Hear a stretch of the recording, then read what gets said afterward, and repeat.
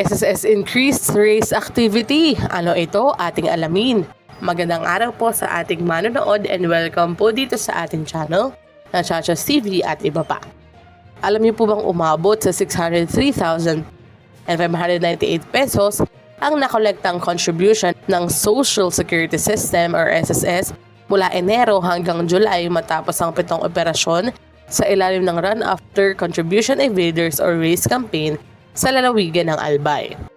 Ayon sa SSS, nasa 95 employers at 505 employees ang sakop ng 7 RACE operations na isinagawa sa nasabing panahon.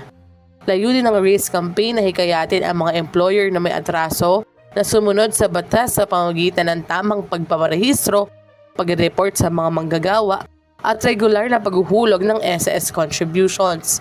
Sinabi ni SSS Branch Head 2 Jogger Tosok na hindi lamang mangongolekta ng hindi na ibayad na contribution ang layunin ng kumpanya, kundi pati ang pagpapalawak ng kaalaman sa mga employer tungkol sa kanilang responsibilidad sa ilalim ng SSS law. Para naman sa ikawalong RACE activity, 15 employers na may kabuuang 64 employees ang pinuntahan ng SSS.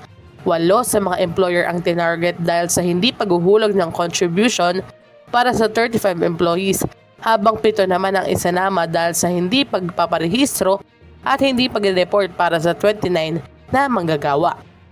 Ayon kay SSS Acting Management System Head Rizalina Caretas, layunin ng operasyon na mapataas ang kaalaman ng mga employer at mahikayat silang tuparin ang kanilang obligasyon. Hinihimok din ng SSS ang mga employer na hindi pa nakapagparehistro na agad na magparehistro upang matiyak na matanggap ng kanilang mga employee ang mga benepisyong nararapat sa kanila upang maiwasan ang kaukulang penalty. Samantala, sinabi ng ilang employer na mahalaga ang regular na paghuhulog ng SSS contributions dahil nagbibigay ito ng proteksyon at benepisyo sa mga manggagawa, lalo na pagdating ng kanilang pagretiro.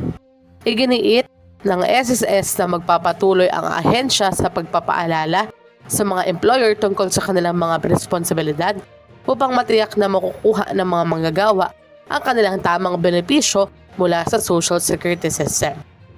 Ano po ang inyong masasabi sa ginagawang kampanyang ito ng SSS para masigurong mahulugan ang inyong mga contribution?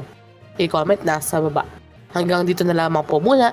Ito ang Chachas TV at iba pa. I-like, share, and subscribe para kayo updated. God bless po and have a nice day.